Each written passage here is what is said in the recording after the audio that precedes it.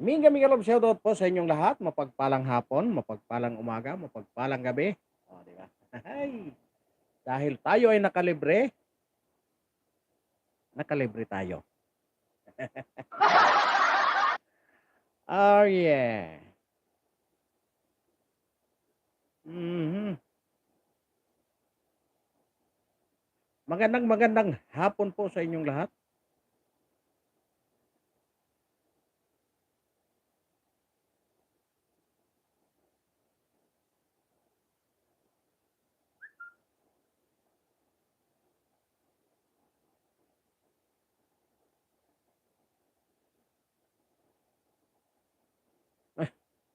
Magandang hapon po sa inyong lahat. Mapagpalang umaga, mapagpalang gabi, mapagpalang tanghali po.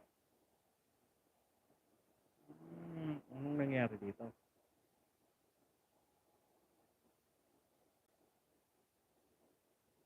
Okay. Naka-live pala ako kanina. Ayan, mega love shoutout po sa inyong lahat. Mapagpalang gabi.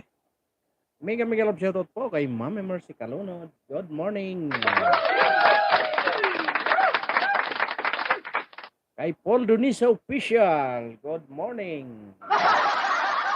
Ayan, good morning po sa inyong lahat. Kay Ma'am Rosalina. Kay Ma'am Analiza. Mega love shoutout po sa inyong lahat. At sa lahat po ng aking mga solid subscriber. Mega love shoutout po sa inyong lahat. Diba? Ano na naman ang ating topic ngayon? As usual. No? Ito ay babala sa ating mga magulang, ano? Kung saan maraming nangyayari sa ating kapaligiran. Kaya ingatan natin ang ating mga anak, ano? Ang ating pamilya, lalong-lalo na ang ating mga estudyante, no? Ito ay dating ano, Saliram Gamer, good morning. Bakit hindi kita why did you not give a moderator, my dear friend? Saliram Gamer. Good morning, Saliram Gamer.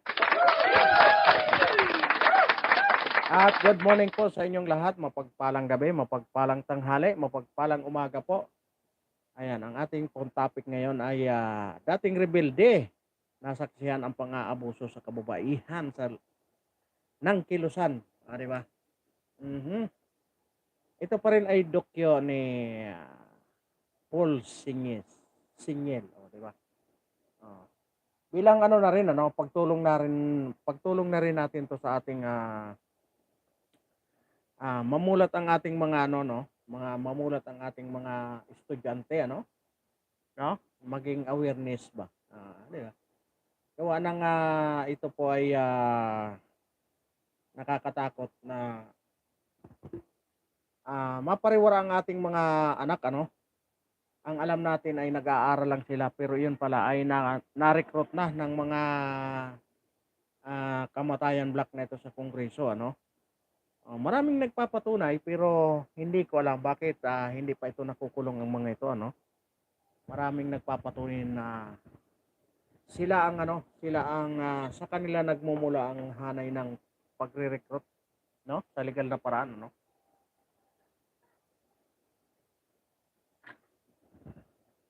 Kaya nga bakit hindi pa tayo mamulat? Bakit pa natin gustong paupuin ito sa Kongreso? Kung nagiging ano din lang naman, ano, nagiging ito ang nagiging dahilan kung bakit nawawasak ang isang pamilya. Ay, good morning po sa inyong lahat. Sa lahat ng nakatambay dyan, magandang hapon po sa inyong lahat.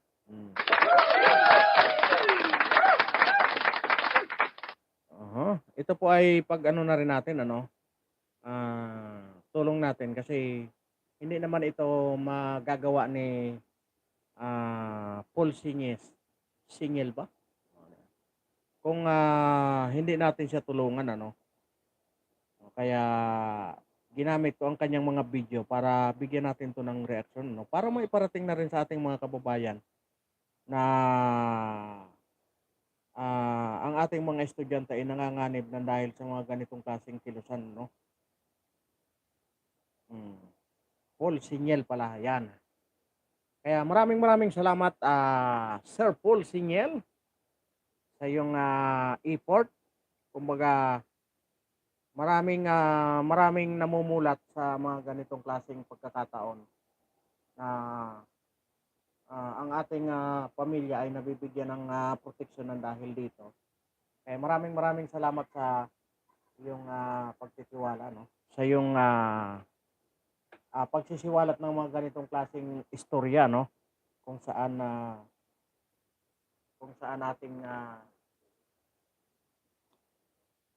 inaano ang teka lang po. Ah,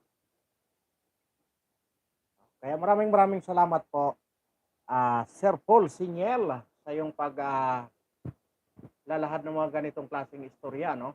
Kaya atin ding ano, para maging ano na rin sa ating mga magulang, ano, tulong na rin para maging aware na rin sila sa ating pang-araw-araw. Ang akala natin ay nag-aaral lang ng mabuti ang ating mga estudyante, pero sa kabila nito nakuhang rekrutin pa ng mga ganitong klaseng ano, no, mga pagre-rebelde. Kaya pakinggan natin, ano.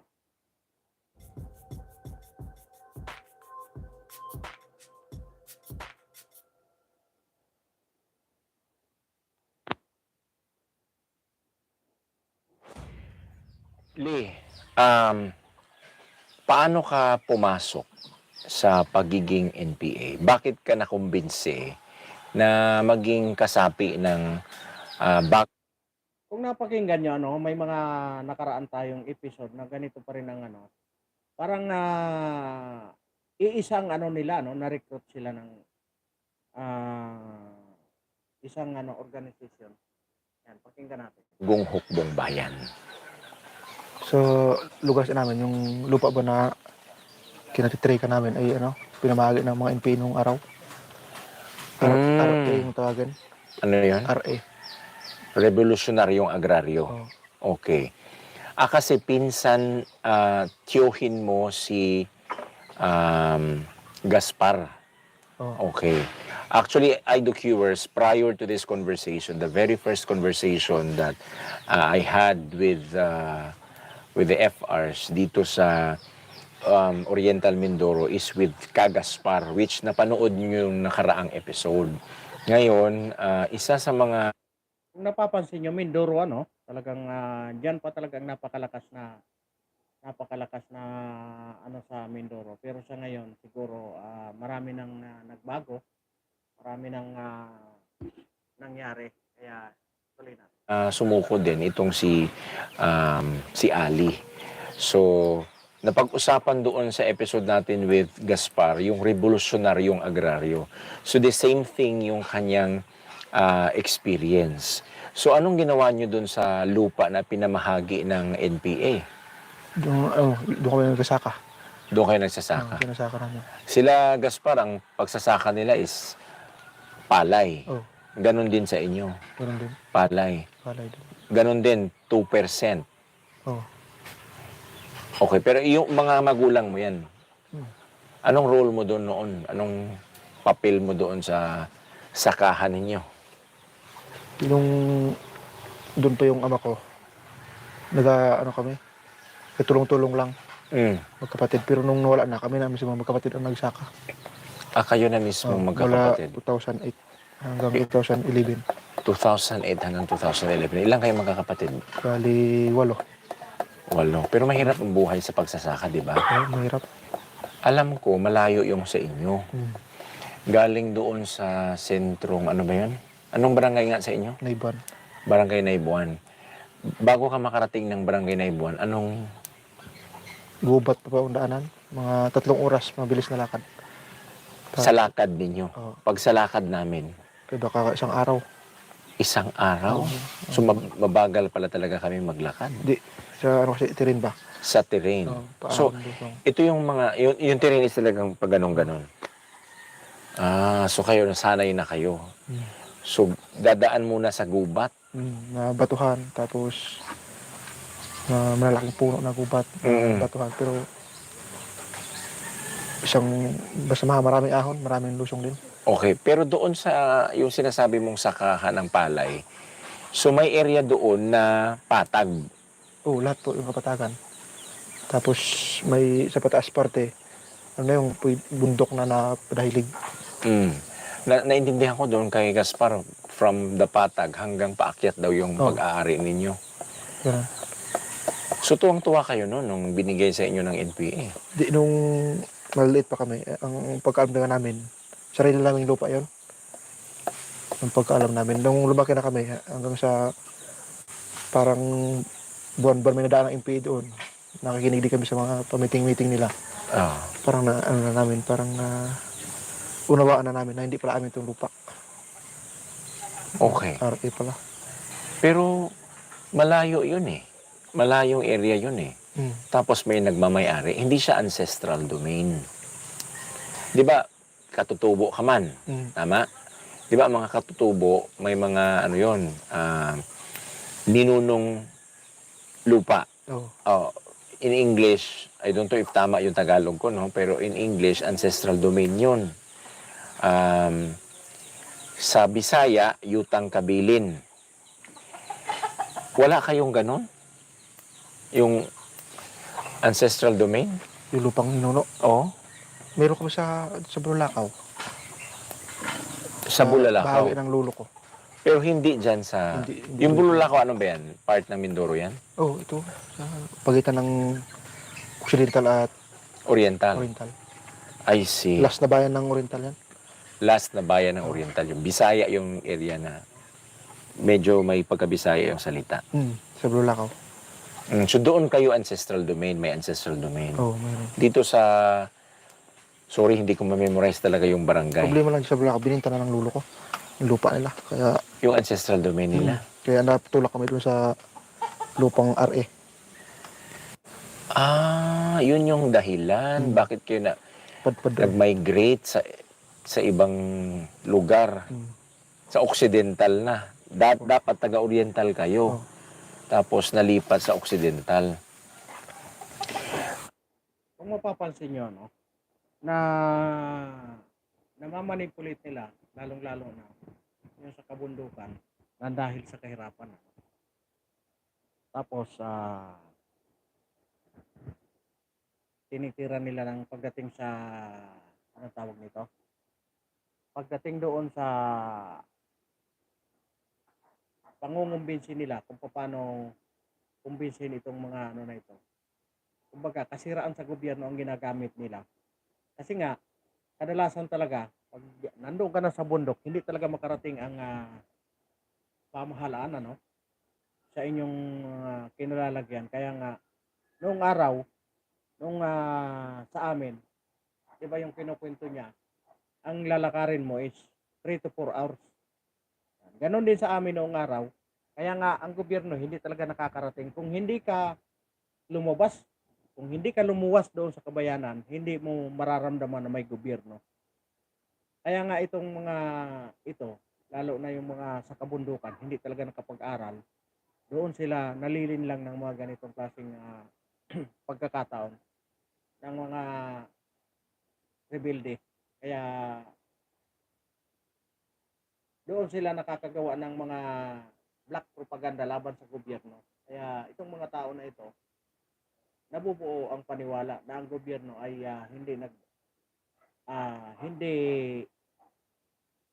hindi gumagawa para sa tao. Yan ang tamang salita. Hanggang sa doon kayo ipinanganak Dito ako pinanganak sa Bulacau. sa Bulalakaw. Doon ako naglaki. Ilang taong ka nung nandun na kayo sa barangay May buwan. Naibuan? Parang gilid ako ng Malala mo pa? parang hindi ko matanda. Basta kami dyan dati sa Bulacau, nag-aral ko ng grade 2. Doon kami umalis. So, mga ano kanyan, 10 years old. Tama? 8? No, yun, parang na yun. Diyan kami umalis. Pumunta kami ng Occidental. So, parang na yun. doon sa yung barangay na yan, palagi nyo nakikita ang NPA. Oo, dati. Mabait ang NPA sa inyo. Oo. Di ba? Anong ginagawa nila? Anong maalala mo na kabutihan na pinapakita nila sa inyo? Basta ang kung lagi sa narinig namin nung ito yung papulong nila doon, ano eh, yung lupang RA daw dapat alagaan. Mm. Kasi daw, hindi naman para daw sa iba, para daw din sa mga mamamayan. Mm. Ay, maraming salamat. Pero po sa inagaw lahat ng, yun sa talagang tambay dyan, may-ari. ano. Oo, Maraming kasi yung may-ari na yun, salamat. yung dating mayaman, may pastuhan, si Maring. Okay. Yeah. Nung napalayas nila yun, ay Sally pinamahagi Ramgina, sa mga tao. thank you for coming. So, delikado pala dito noon, pag may pastuhan ka sa bundok, palalayasin ka talaga ng NPA, lalo pat masyadong malawak yung pagmamayari mong lupa. Depende sa ano, pag mabait yung may pastuhan, halimbawa, Ganon yan noong araw, gusto ko lang idagdag sa dito sa sinasabi ni Kaali Pag ikaw ay malawak ang inyong lupain sa probinsya na nasasakupan nila, kukunin yan nila. Maglalagay sila ng tao diyan. Kumbaga magkakaroon sila ng porsyento doon sa bawat pagsaka noon. Iyon ang doon sila kumukuha ng ikinabubuhay noong araw. Hindi ko alam ngayon kung ganun pa rin ang nagiging sistema. Pero sa Mindoro, nangyayari pa yun. No? pag nagbigay sa mga hinihingi ng NPA, hindi nila pabalasin. Maging kaibigan nila yon. Pero pag, Aliado. may mga guns ang mga mayaman na may pastuhan, yan ang kalaban ng mga kuan, mga NPA. I see. Parang palaban ba sa kanila? Oo. Hindi nila pala papatayin. Hindi. Basta pag parang nagiging makipagkibagan ba? So, kailangan lang nila palayasin. Oo. Okay. So, lumaki ka doon, nakikita mo mga NPA. Oo. At naipamahagi ang mga lupa. And kayo na magkakapatid, nakatanggap ng lupa. Di ba? Oo. Ngayon, pwede namang magsaka na lang. Pero bakit pinili mong mag-NPA? May dahilan kasi yung una, yung ama ko nag-NPA yung una sa amin eh. Mm. Mula 2008 nag-awang NPA yun. Ngayon 2011, hinuli naman kami ng mga sundalo. Yun. Dinala kami sa kampo ng Binli. Okay. Ano ginawa sa inyo? Basta, Ayan, gusto ko lang Kasi nga, ang nangyayari noong araw, pag ikaw ay taga-bundok, siyempre ang manggugupit doon, bihirang manggugupit sa bundok, hahaba ngayon ang buhok mo. Ang nangyayari, pag lumabas ng bayan na mahaba ang buhok, aabusuhin ngayon. Maraming mga pang-aabuso ng militar. Hindi lang naman diyan sa rebuilding samahan Sa mga sundalo nakakaroon din ng pang-aabuso. Kaya nga nagiging vice versa ang Kaya doon sila nakakaroon ng pagkakataon itong mga rebelde na i-build up sa pag-iisip nila na ang mga sundalo ay masama. Kaya yung iba nabibilog yung ulo, yan. Napapasama ng wala sa panahon. bistigan na kami yung tinatanong kung saan ang ama ko. Sabi ko lang naman sa sundalo, wala, hindi ko alam, maliit pa kami pag-alis.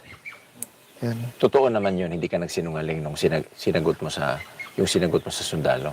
Oo. Na hindi mo alam talaga. Ang basta alam namin, nagtrabaho pababa. Okay. Mga 9, bago bumalik, kasama na yung mga NPA sa amin, dumaan. Mm. And then? NPA na. Ay, 2009. 10 na pala, 2010. Mm. Ang ganyan. And, Pagkatapos, sabi ng sundalo, pag hindi daw sumuko ang ama ko, ay hindi daw ako pauwiin ba? Mm. Hindi sa Madrid sabi. Hapon, pinauwi din kami. Tinulungan kami ng kapitan ng Binli, Okay. Bayan ng Bulacau. Bulalakaw. Oh, 6 kami, pang-6 ako ang nagdala. Yan, kasama din si Gaspar, sabi nila. Nakakasama din siya noon. Tapos, Kasi nung pagbalik namin, sa ilang taon na nakalipas yun, 2011, pinatawag ako ng tatay namin na dalawa kami magkapatid yung pumasok, 3. Dalawa kami magkapatid, buo siyang pinsan na yung si Pado na namatay din. sa enkwentro. Anak din ni Gaspar. Sayang, diba? Si yun, yung si Pado. Yan, 3 kami pumasok kung panahon na yun, 2011. Nung doon na kami sa loob, Inimok na nila ako na wag na mag-uwi. Sayang ang buhay, di ba? Namatay na walang saysay. Oh, hindi nila alam kung ano ang pinaglalaban nila, no? Isipin mo yun. Ano bang pinaglalaban nila? Yung naabuso? Or ipaglaban nila yung pang-aabuso ng militar? Diba? Anong saysay nun? Namatay ka sa enkwentro na hindi mo alam kung ano ang tunay na pinaglalaban, kung ano ang tunay na layunin ng inyong samahan, ano? Kaya kawawa yung mga nare-recruit na ganito. Kawawa. So ikaw yung sinasabi na pamangkin na sumama na nauna na doon sa loob Oh. kasama si Pado. I see. So kumbinsido ka din na pumasok. Di nung una parang may takot ba? Baka nga madala ulit sa kampo na hindi pabalikin. Mm. Kaya nagpayag na ako na mag full time. Panahon na yan. So sa full time, gusto mo ang full time? So sabi ng tatay ko, ang gusto mo, yung mag full time ka o magsanib-sanib lang. Kasi sabi niya, pag sanib, painitin mo lang ang sarili mo. Mm. Baka daw pag katapos ng sanib, pag uwi ko, masabat ako ng sundalo. Kaya may mas maganda mag full time ka na lang para tuloy-tuloy na. I see. Si tatay mo, saan ngayon? Nakakulong. May kaso. Hindi sa Mabini ngayon. Nahuli siya. Oh. Anong nauna? Nahuli siya o mas nauna yung pagkahuli sa kanya? Oh. Taong 2023 din. 2023 din. Oh. Yun ang Bago lang, ano? masasabi mo bang isa yun sa mga dahilan na natakot kang baka mahuli ka? Hindi ko pa alam na huli yun. Nung pagbaba ko. Ay, hindi mo alam? Hindi pa. Kailan mo lang nalaman? Nung dito na ako. Nagbaba na. Nagbaba ka na. Oh. Yung bumalik ka na sa pangangalaga ng pamahalaan. Oh. I see. Okay. Pero ano yung nagtulak sa'yo? Ay, sige, bago tayo dun sa pagrason kung bakit ka bumaba. Anong mga nandun? Anong pamamalakad? Anong gusto mong pamamalakad? Anong hindi mo nagustuhan? Yung mauna-una pa, mula pag full time ko hanggang 2016, maganda pang pamalakad, parang ano pa, parang payapa Tama. pa. Oh, tama pa. Hanggang 2019 pala yan, kaya Mm. 19, iba pa eh. Itong huli, parang iba na. Sa ano pa lang, sa mga patakaran, mga may paglabag na yung mga opisyal namin doon. Mm. Kasi sa amin, ang mga tingkadra yung sa babae. Babae. So yung bawal pagsamantalahan ba ang mga babaihan. Oh, so anong nangyari Yun pala? ang pinanghawakan ko na palubos mantalahin. Pala yung mga opisyal namin, may mga palihim ba ng mga relasyon sa mga babae. Kaya nung nakabukingan, parang iba na ngayon ang tatakbo ng revolusyon ba? Mm. Parang hindi na tama. May girlfriend ka ba dun sa loob?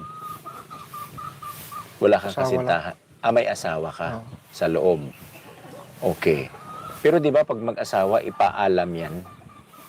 Basta magkasintahan pa lang ako 1 taon, bawal pa ang siping pag hindi nakabot 1 taon. Kasal pa bago makasiping? Kasal muna bago Oo. siping. Okay ka dun? Na ano ko yun, natupad. Na-survive mo yun? Okay. So, sinunod mo yun, di ba? Oo. Applicable sa inyo yun. Pero ang hindi mo nagustuhan is that Yung mga opisyal namin pala, may mga ginagawang kalukuhan. Nung namatay dyan sa ngayon, sa Laguna, yung si Jora ang tawagin. Yan. anong ginawa niya? Pala makipagrelasyon siya sa isang babae na May asawa sa labas. si Jora may asawa sa labas. Ngayon yung babae, Si biuda Joram? Jora po. Jora may asawa sa labas. Oo. Kinasintahan niya ang NPA na babae sa unit ninyo. Pumayag naman yung babae. Mukhang pumayag.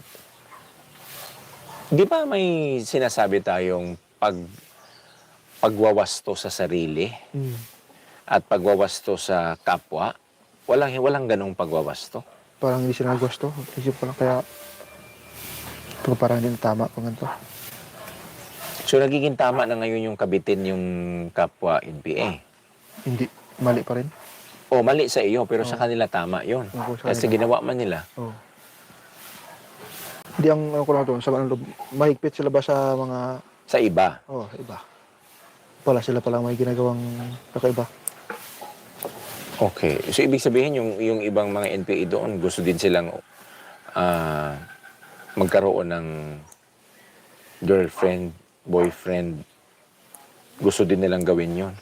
Kumbaga, kung anong pagkakamali ng pinuno, gusto ding gawin ng mga nasasakupan. Ganun ba yon? Hindi. Hindi gano'n. Ayaw din nila yon. Ayaw din nila. So, matitino ang nasasakupan. Oo. Medyo may problema ang pinuno. Oo. Kasi yung mga nasa sakupan, ayaw magkasala ba sa tungkol sa mga ganun. Oo, takot. Oo, takot magkasala. Ikaw takot ka din. Oo. Pero yung pinuno, hindi takot. Hindi ko alam. Ginagawa yung hindi dapat gawin. Diba, kung makikita nyo, yung mga tauhan nila may takot, pero yung pinuno, wala. Walang respeto, no? Hindi nila pinapakita yung tamang respeto sa kababaihan, ano? Hindi nila pinapakita yung respeto sa kanilang mga tauhan, no? Kaya nagkakaroon ng problema talaga pagdating diyan sa loob. Wala silang sinusunod. Yung mga matataas, wala silang sinusunod. Oo. Apart from that, gawas, bukod dyan, ano pa yung hindi mo nagustuhang pamamalakad? Yun lang ba yun? Mas gano'n lang, pero mas yun lang. Mako-confirm mo ba? Kasi yung si Gaspar at saka yung anak niya, si JR, kumukuha na daw kayo ng ng hindi sa inyo. Oo, mas yun na, yung pandagdag. Yung 3-8 namin na tinatawag, hindi na Nasusunod. nasusunod. So, pag nanakaw na yun. Hmm. So, masasabi natin na nitong mga huling araw, magnanakaw na ang mga NPA. Oo, wala nang paalam yun, kahit yung mga pambinta ng mga sibilyan na Dahil mga gabi dyan, saging. dahil Iba, siguro ano, sa gutom na, no? wala nang paalam. Wala nang nakukuha ng Bakit support na gutom galing sila? sa, ano. Gutom na. Yun ang Ayan, no? Pero, how about yung pera? Di ba meron tayong revolutionary tax? makunat na ngayon magbigay ang ano. Sino ang makunat? Basta ang sabi ni Pluro, yung mga binubuhisan ay hindi na nabuhis ngayon. Hindi. Hindi na daw nabuhis pa. Ganon. Makunat na daw. Kaya wala na silang mabibiling pagkain. So, are you saying na talagang mahina na ang NPA sa Mindoro? Oo. Gutom Sa na. tingin mo, mabubuwag yan sa bago matapos ang administrasyon ni Presidente Marcos? Tingin ko, baka hindi. Mahina, manghina lang. Manghina lang. Pero Hindi mauubos. Bakit? Marami pa silang mga, nare-recruit na iba. Mga, Saan galing yung nare-recruit? iba galing sa sa mga, Paaralan? lungsod. Pamantasan? Oo. Ganon ba yun? Last year nakapag-recruit kayo? Meron pumasok namin dyan nung nakaraan. Yung taga-brigade na nahuli. Sa brigade. Yung mga taga-eskwelahan, yung mga Oo. matatalino. Pero kung dito sa Mindoro, wala na silang napasok. Kumbaga, yung mga tao sa Mindoro, mulat na sa tamang kamulatan. Namulat na sila na ang NPA magnanakaw na ngayon. Hindi na sila mabubuting tao. Tapos, ang kanilang Huli na sa Mindoro, nagkaroon ng ganyang mga sistema. Noong araw sa amin, gano'n na ang nangyayari. Gawa ng naging mahigpit sa amin noong araw na yung militar. Nung nagkaroon noong araw 1988 na tinambangan yung chief of police. Napatay yung chief of police. Tapos yung isang bayan sa amin is pinasok ng rebelde. Doon na nagkaroon ng kagutuman yung mga taong labas. Kami, gawa ng, yun nga, nawawala na yung suporta ng masa, gawa ng naging na yung military noong araw. Simula nung pinasok yung bayan doon sa amin. Kaya, doon na nagkaroon ng pagnanakaw, yung kukunin na yung mga lupa ng may lupa, ganun ang nangyari. Gawa ng yung mga na-recruit na mga taga roon na talagang alam naman namin nung araw na naghihirap. Yun ang nangyari. Para magkaroon sila ng mga lupain, nangamkam na ng nangamkam. Kaya doon na parang hindi na nagustuhan ng tao. Kaya nawala yung suporta sa kanila. Doon nang humina sa amin yung mga rebelde. Yan. Tuloy natin. recruit, ang kanilang nadideceive yung mga ano na lang, mga kabataan sa mga paaralan. Kasi na, dito, nag-full time din taga Mindoro, pero hindi magtagal ba ng mga taon na awol din. Ang ganun, hindi kagaya sa'yo, no? Umabot ka ng 13 years. No? So, umalis ka. Paano ka umalis? Yung dahilan ng pag-alis namin, yung hirap ng dinanas namin. Yung hirap sa matulog kang gutom, walang kinain ba. Tapos maglakad ng walang kinain. Ilang araw yung walang kain? Parang buwan namin dinanas yun. Buwan kayong walang kain? Sipin mo, ganun katagal, buwan, walang kain, samantalang kami araw lang. Grabe, ano? Sa kanila nagtitiis, pero naging matatag pa rin sila. Dahil may gusto silang ipaglaban na hindi nila alam na kung ano yun. No? Kami pala. Napakahirap ng kalagayan, ano, sa ganong klaseng sistema na may pinaglalaban ka kuno, pero hindi mo alam kung ano yun, no? Basta ikaw may hawak na armas, gusto mong makipaglaban na hindi mo alam kung anong tunay na pinaglalaban. Kasi nga yung kanilang mga pinuno nandito sa kalunsuran, taga-utos lang doon sa baba kung paano makipaglaban. Di ba ang sarap ng buhay, no? Hindi sila sumasama doon sa kabundukan, katulad ng kanilang founder na si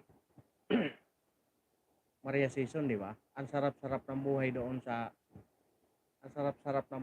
ibang bansa. Samantalang yung mga tauhan niya dito nakikipagpatayan sa gobyerno. Pag nagsasalita pa siya, sinusunod pa, no? Paano magkaroon ng matibay na ng paano magkaroon ng matibay na ugnayan kung yung ang kanilang pinuno mismo ay nasa ibang bansa, no? Paano sila masuportahan sa pag-uutos? Ganun ba ang suporta? Hindi naman nakikipaglaban eh. Kung hindi nagpapasarap lang doon sa ibang bansa, di ba? Kaya dapat mamulat na tayong lahat na ang pagre-rebelde ay hindi basta-basta. Pwede namang makipaglaban ka sa ganitong paraan.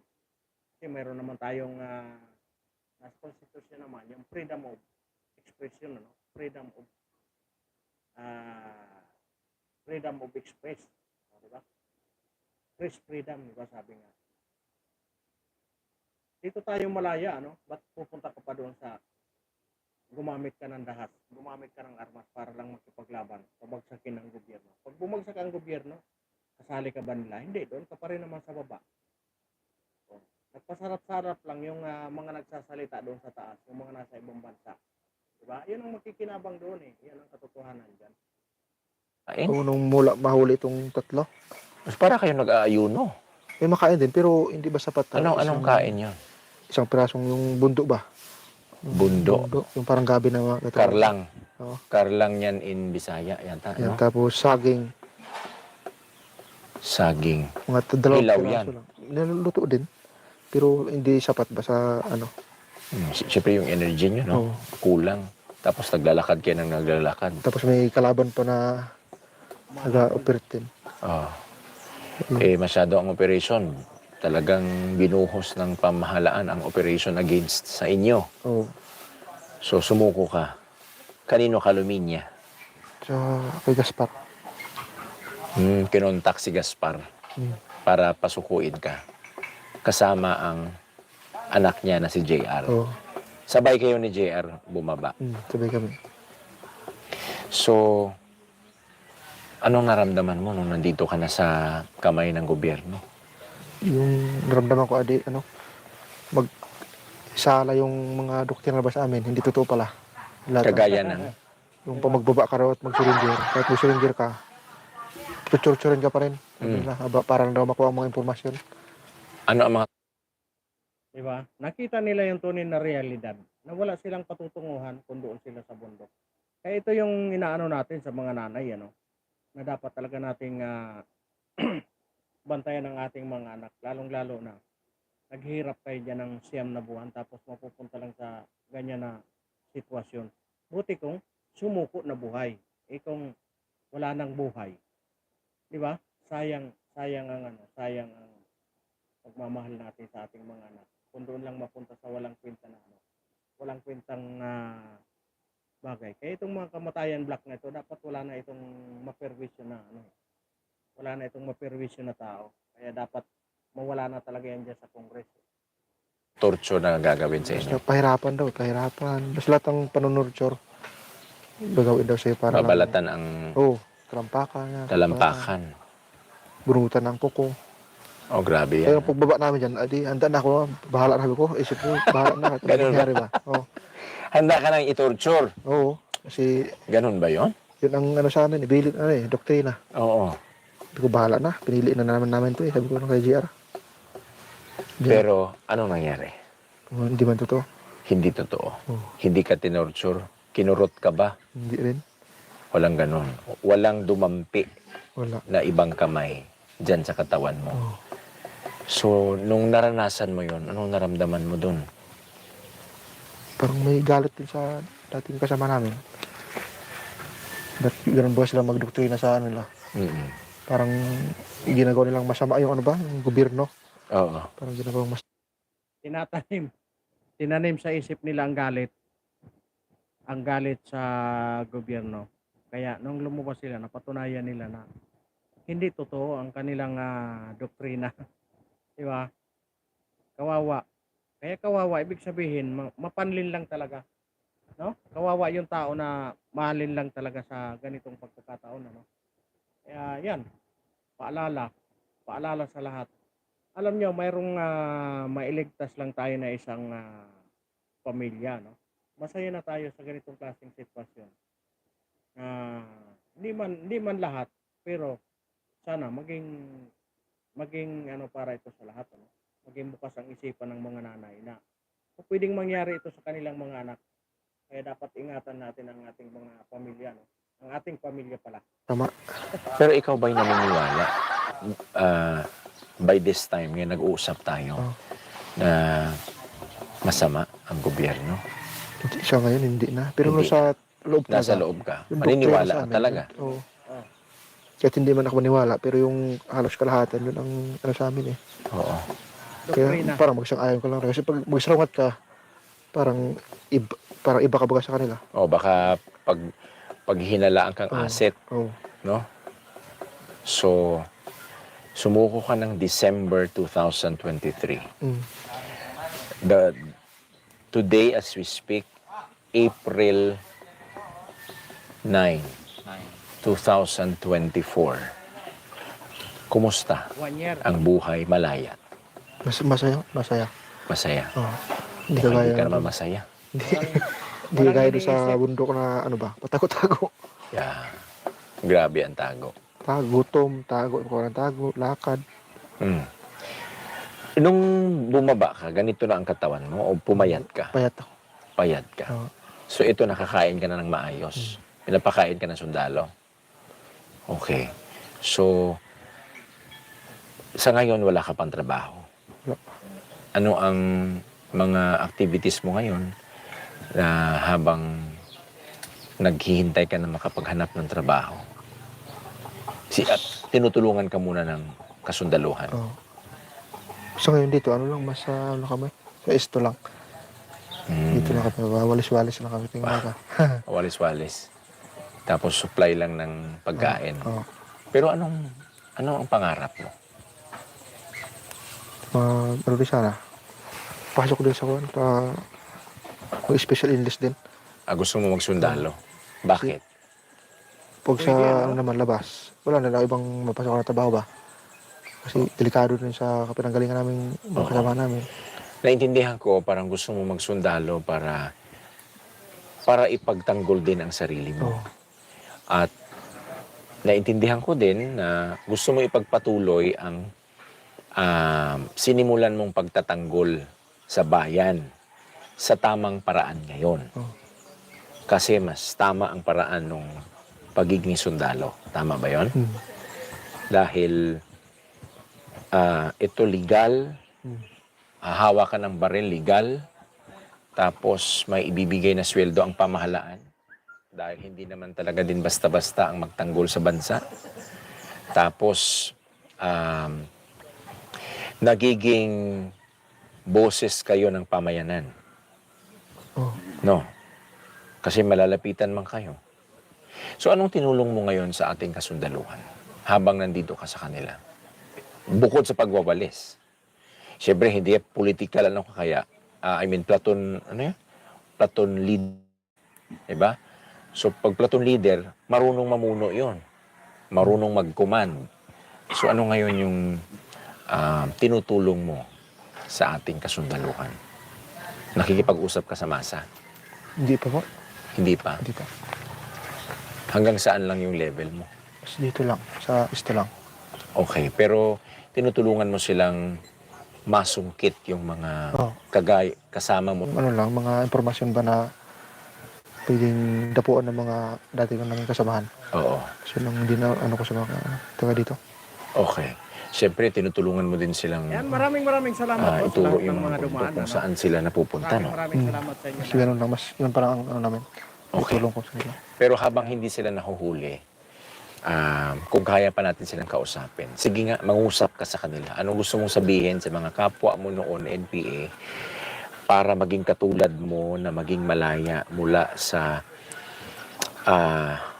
danger o delikadong buhay sa bundok? Sa ano ko sana sa kanila, layunin ko magbagong buhay na rin ba sila ba? Para hindi rin sila mahirapan doon sa bundok. Alam ko naman ano sila, hirap na hirap dahil sila doon eh. Gawa nang sa operasyon na sundalo, yung marami yan ng operasyon ngayon, hindi na kagaya dati na. Kaya dapat kung makontak mo, no, pasukuin mo na sila lahat para matapos na ang rebellion dito sa pangre-rebellion dito sa mga komunistang rebelde nito, sayang ang panahon na tumatagal lang dahil sa para mawala na rin itong kamatayan black diyan sa Kongreso. Ito ang nagsisilbing itong nagsisilbing legal front eh. Dito nagmumula ang kanilang recruitment. Kaya sayang ang panahon na dapat hindi na talaga itong manalo sa susunod na eleksyon Maraming nawala na mga legal front. Tanging ito lang ang tatlo ang medyo matatag Sa katunayan nga, yung isa ay teacher pang mga dinadala kaya nakakatakot ang na ngayon Kaya laging dapat mabantayan talaga ang ating mga anak gawa ng baka isang araw hindi na lang umuwi bigla ang ating anak. Nandoon na pala. Okay lang kung ang pinaglalaban diyan ay yung kung paano makatulong sa kapwa ang pinaglalaban diyan na hindi nila alam kung paano ang kahihinat na ng kanilang buhay. Kaya sayang ang pamilya na nare-recruit ng mga tao na ito Sa kabila ng lahat ng paghihinagpis ng mga magulang, hindi na naawan taong ito. Kasi ang gusto nila, makuha nila kung ano talaga ang gusto nilang gawin dito sa gobyerno. Gusto nilang patunayan na sila ang mas magaling Kasi iyon lang naman ang layunin nito eh. Sila ang makaupo sa gobyerno. Sila ang gustong magpalakad sa gobyerno. Di ba? Ginagamit nila yung mga taong walang kamuang-muang. Yung mga nagmamahal sa pamilya na gustong patapusin ng kanilang mga anak sa pag-aaral. Nalilin lang ng mga ganitong tao. Pakunti-kunti lang. Kunti lang isang buwan, parang wala pang nadaan sa amin dati. Ngayon? Pero ngayon, parang linggo-linggo, mayroon na eh. Mayroon kami kadikit ba nung nakaraan. Kagaya din yan sa Mindanao na talagang naglagay sila doon ng Forward Operating Detachment. FODs. Sa bundok na. Yes, doon na sila. Sinusuplayan na lang. Pero naintindihan ko, based on our research, may asawa ka pala sa loob. Anong nangyari sa asawa mo? Hindi ko na alam anong buhay niya ngayon eh. Mahal mo yun, siyempre. Gaano mo kamahal yung asawa mo? Basta, mahal na. Ano Mahirap nagustuhan yun. mo sa kanya doon? Bakit mo siya mahal? Anong nakita mo doon sa babaeng yon? Di dati nung sakbo pa kami, ano ba sa propaganda, masipag, mahusay. Okay. Mahusay magturo, yan, Oo. gano'n. Tapos, Tapos yun, kaya sa, pinakasalan mo siya doon. May anak kayo? mayroon, Ilan? 2. 2. Pero, anong nangyari? Bakit hindi mo alam kung nandun siya sa loob? Kasi nung Mayo, nung pag-alis na sa amin, Mayo ng 2013. 13, Okay. ay 2023 pala. 23. Jadi, ano yun, maternity leave, yung mga anak. Hmm. Ngayon, nung tapos panganak na, pabalik na sa amin. Sakto naman nagkalabanan sa Tawas ba? Hindi, Anong bayan yan? Bungabong. Tama nga, Bungabong ba yun? Mm-mm. Tawas. Oriental Mindoro pa rin. Oo. Kaya hindi na napapasok sa amin. Kaya ang dapat sa Mindoro ang pasok, sa Batangas muna nagtigil. Sa unit ng Batangas. Dahil may encounter. Oo. Madidelikado siya kung Papasok dito. pumasok siya. Hanggang sa bumaba ka, hindi mo na alam ngayon kung saan siya. Hindi na.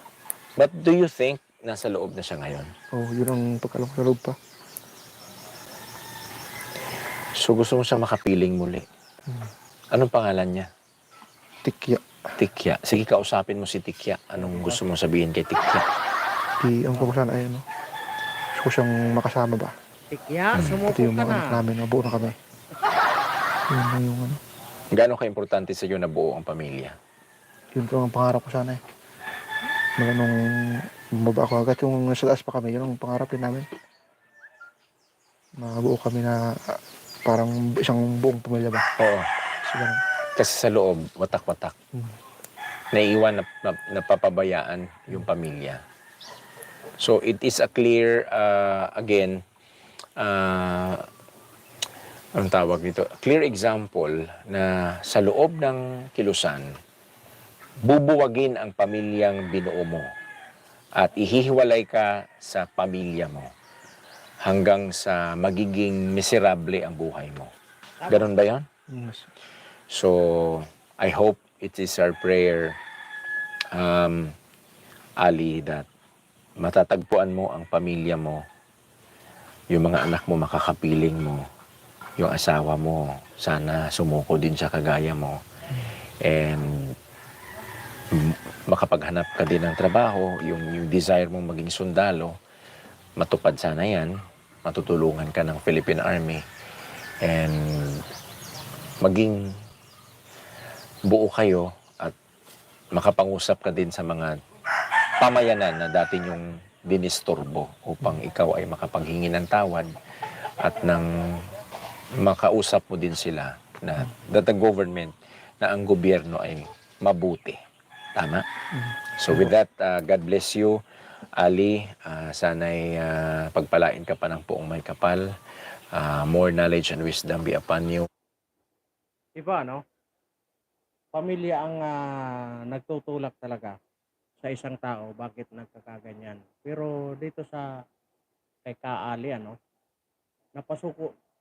sumuko siya na dahil sa pagmamahal sa kanyang pamilya, no? Maraming pagkakataon na ang pamilya ay nagkakahiwa-hiwalay nang dahil sa panlilin lang ng mga ganitong organisasyon, lalong-lalo na itong Kamatayan Black diyan sa Kongreso. Pinaghihiwa-hiwalay ang pamilya nang dahil sa kanilang pansariling interes. Ito naman, nandoon na sa loob na patunayan niya na wala talagang patutunguhan ang kanilang pinaglalaban, kaya siya bumaba para mabuo na rin ang kanilang pamilya, no? 'Di ba? Kung makikita niyo yung diferensya. Itong mga Makabayan Black, lilingangin ang isang bata para lang mahiwalay sa kanyang pamilya, no? Itong mga nasa loob na at doon nagkapamilya, gustong lumabas dahil napatunayan nila na walang patutunguhan doon ang kanilang pinaglalaban sa loob. At gustong mabuo ang kanilang pamilya. 'Di ba? Nakikita niyo 'yon, yung diferensya sa ganitong klaseng pagkakataon. Kaya itong tayong mga magulang kung saan kung saan tayo nagpapaaral ng mga anak, kayod maghapon para lang mabuhay ang ating anak. Tapos mare-recruit lang ng mga ganitong klaseng recruiter, ano? Nakakapanlumo na mapunta lang sa wala ang ating pinaghirapan nang dahil lang sa mga ganitong mapanglinlang na tao dito sa ating lipunan, ano? Kaya sana yung mga nanay na mga makapanood nito, no? Maging ano tayo, maging mapagmatyag kung ano bang nangyayari sa atin sa ating mga anak para hindi na malinlang ng mga ganitong klaseng tao. Dahil walang iba naman talagang ano nito eh. Wala naman talagang ang goal nila is sila din ang pumalit sa kasalukuyang kung sinong nakaupo sa gobyerno, no? Iyon naman talaga ang tanging layunin nila. Kaya ang nangyayari, inuumpisa nila sa panlilinlang sa kanilang mga membro para dumami ang kanilang membro. Kailangan marami silang tagapaglinlang, o di ba? Tagapag tagapaglinlang, ano? Gawa ng wala eh. Pag hindi nila malilinlang yung tao, wala silang makukuha ng mga membro. Yun ang tanging ano nila diyan, panlaban na talagang linlangin nila ang tao kung saan gagawin nila ang lahat para masira ang pamilya ng isang ah, isang tahanan. Kaya pilit nilang kukunin lalong-lalo na sa lalong-lalo na sa mga estudyante, ano. Pilit nilang lilinlangin ang kanilang ah, pilit nilang lilinlangin ang kanilang pamilya, ang kanilang gustong pilit nilang lilinlangin ang kanilang gustong linlangin, ano, para lang makuha nila ang kanilang gusto, no? Kaya mag-ingat tayo na mga magulang, mag-ingat tayo kung saan tayo gusto nating mapaganda ang ating pamilya. Mag-ingat po tayo para hindi tayo malinlang ng mga ganitong klaseng tao, no? Maraming paraan para mabantayan natin ang ating pamilya, no? Unang-una diyan,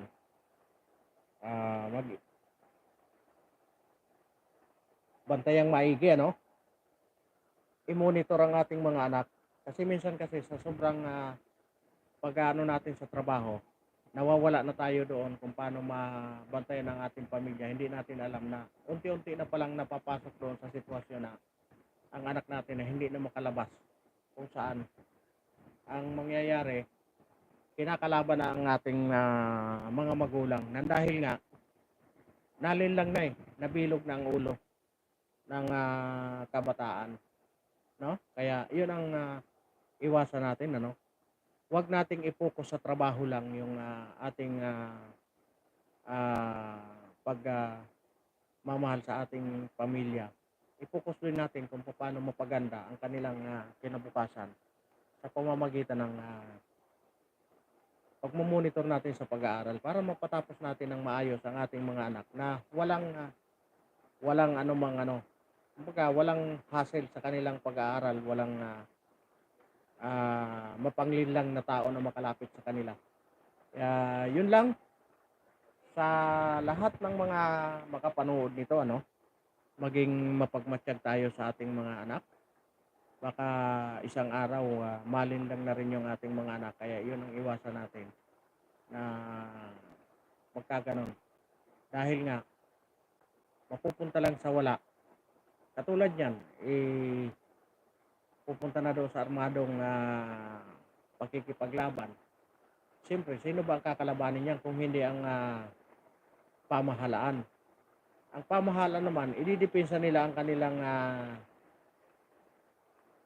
kanilang pamunuan para lang hindi makuha ng mapagsamantalang tao katulad ng mga terorismong NPA na ito, no? Kaya, yun, bantay natin ang ating mga anak para wag umabot doon sa punto na malalaman na lang natin na wala na yung ating anak ay malayo na sa atin dahil nga sa nalinlang na ng mapaglinlang na itong lalong-lalo na ang tatlo diyan sa Kongreso. Dapat sa susunod mawala na yan. Kasi iyan ang nagiging nagkakaroon sila ng pork barrel, nagkakaroon sila ng pundo para dumami ang kanilang membro. Marami silang nalilinlang ng dahil sa pera, no? Kaya sa susunod dapat wala na ito, lalong-lalo na yung diyan. Yung isa diyan na pinuno pa daw ng mga teacher pa ang dinadala, no?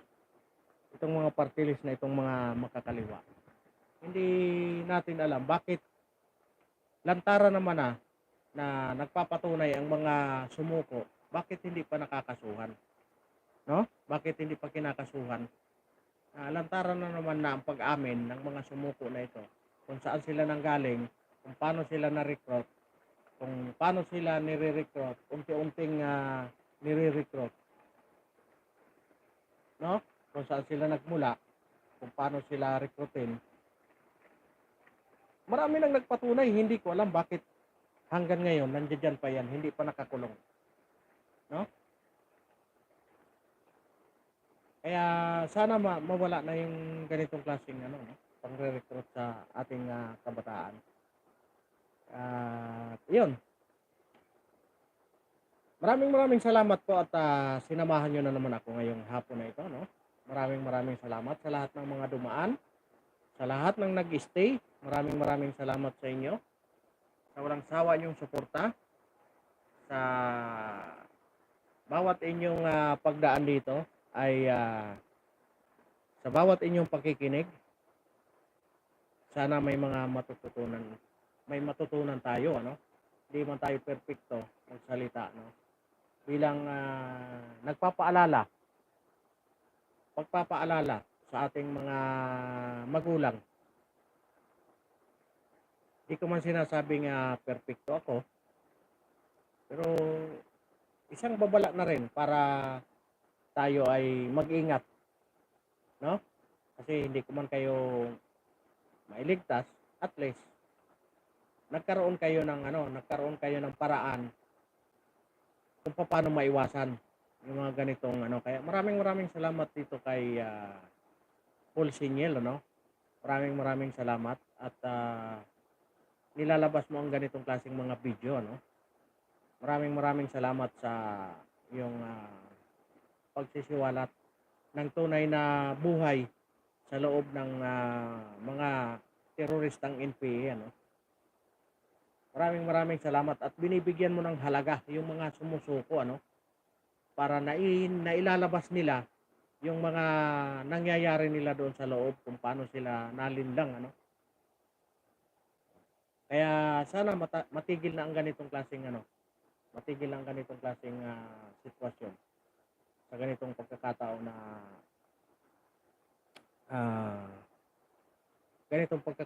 kung paano linlangin ang kabataan sa lalong-lalo na dito sa Metro Manila. Marami kasing kabataan na talagang nababarkada. Doon yung nagsisimula kung paano nare-recruit. Hanggat sa mabilog na ang ulo, lalong-lalo na yung iba na may mga pinag-aralan naman, nagiging mataas ang katungkulan kasi may pinag-aralan. Hindi nila alam yung kanilang magulang. Gano'n na lang ang paghihinagpis. Kaya maraming salamat sa inyong lahat. Sinamahan nyo na naman ako sa ganitong episode. Abangan nyo ang mga susunod pa nating pagbubulgar sa mga kalokohan ng mga teroristang rebuilding NPA na ito, ano? Gusto natin na hindi man tayo maging hindi man tayo makatulong personally, makatulong man lang tayo sa pagbubunyag ng mga ganitong klaseng kalakaran, kung paano maiwasan ang pagre-recruit ng mga ganitong klaseng terorista. Kaya maraming salamat po at sinamahan niyo naman ako. Maraming salamat sa lahat ng dumaan. Maraming salamat po kay Paul Duniza Official. Alright, hanggang dito na lang. Mapagpalang hapon, mapagpalang gabi po sa inyong lahat.